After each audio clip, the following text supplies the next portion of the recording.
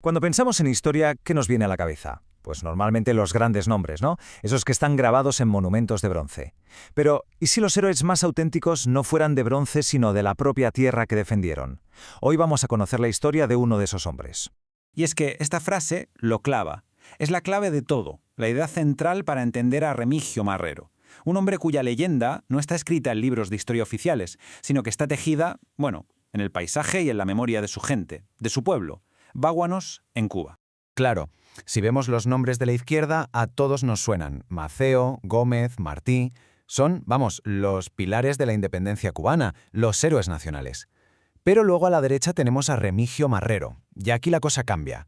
Quizás su nombre no resuene tanto a nivel nacional, pero para su gente, en su tierra, él fue el primero, fue su referente, el general que salió de entre ellos mismos.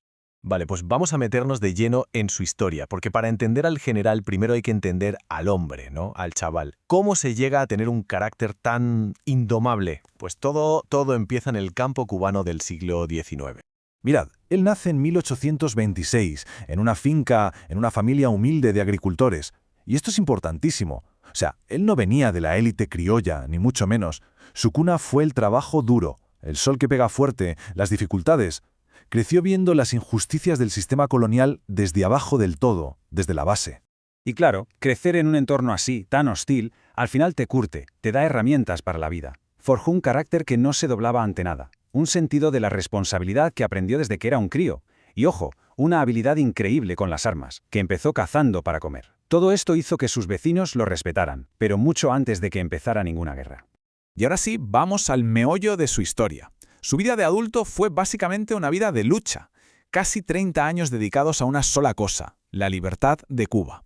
Es aquí donde ese agricultor respetado se convierte en una auténtica leyenda. Es que su vida como combatiente no fue cosa de un día, hablamos de décadas. Estuvo en las 3 grandes guerras de independencia de Cuba, o sea, desde la Guerra de los 10 años hasta la llamada Guerra Necesaria, su compromiso fue absoluto. Estuvo ahí de una forma u otra desde el principio hasta el mismísimo final. Y ojo al dato, que esto es increíble. Se une a la Primera Guerra con 42 años. 42. Una edad a la que la mayoría de la gente ya está pensando en otra cosa, en la tranquilidad. Pues él no. Y su camino además se cruza con el de un mito, Antonio Maceo. Luchar a sus órdenes fue su verdadera escuela militar. En esa Primera Guerra demostró de qué pasta estaba hecho. Combatió por todo el oriente de la isla. Y en 1873, fijaos, una bala le destroza una pierna y lo deja cojo para el resto de su vida. ¿Qué hizo? ¿Se retiró? ¿Qué va? Siguió en la lucha, herido y todo, hasta que lo nombraron comandante. Su determinación era sencillamente de otro planeta. Vale, ahora viene lo que es lo más alucinante de su historia. Este número. 69. Esa era la edad que tenía Remigio Marrero cuando estalló la última guerra, en 1895. 69 años. La edad de descansar, de contar batallitas a los nietos. Pues no para él. Es que su regreso al campo de batalla fue espectacular. Se alzó en armas en su propia tierra, en Báguanos, y se convirtió en el líder natural. Se reencuentra con su antiguo jefe, con Maceo, que alucina al verlo pelear con la misma furia que un chaval. Y claro, lo ascendió rapidísimo. Y el 21 de septiembre de ese año le llega el reconocimiento definitivo, general de brigada, el primer general que tuvo Báguanos en su historia. Pero, como suele pasar en la vida y en la historia, las victorias no siempre son tan dulces como uno se las imagina. Después de décadas de lucha, el final de la guerra trajo una nueva realidad. Una que, para Marrero y para muchos otros, tuvo un sabor muy amargo. Un sabor a decepción. El momento clave fue este, la intervención de Estados Unidos en 1898. Pensemos un momento. Los cubanos como Marrero se habían dejado la piel durante años, pero al final, quienes se llevaron el mérito y el control, fueron otros, una nueva potencia. La libertad por la que tanto habían sangrado, de repente, venía con condiciones. Y esta frase resume perfectamente su desengaño.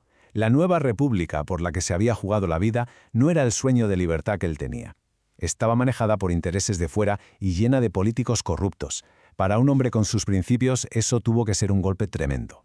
Así que, ¿qué hizo? Se retiró. Defeccionado, volvió a sus raíces, a su finca. Vivió hasta los 90 años, viendo desde la distancia cómo esa república que él ayudó a fundar se iba olvidando de sus viejos héroes. Murió casi en el anonimato, lejos de los honores que desde luego se había ganado. Y es aquí donde la historia cierra el círculo. Volvemos al principio, a esa idea de la tierra y la memoria. Porque si la historia oficial, la de los monumentos, le dio la espalda, la memoria de su pueblo hizo justo lo contrario.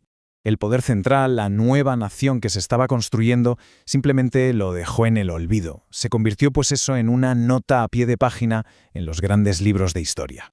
Pero su gente, la gente de Báguanos, ellos nunca lo olvidaron. Y aquí está lo bonito de esta historia. La memoria local, la de la gente de a pie, es a menudo mucho más poderosa y más justa que la historia oficial.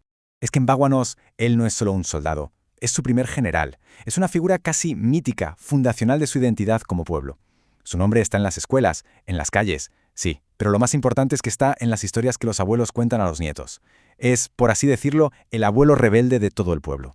Y todo esto, al final, nos lleva a una última reflexión. La historia de Remigio Marrero no es un caso único, ni mucho menos.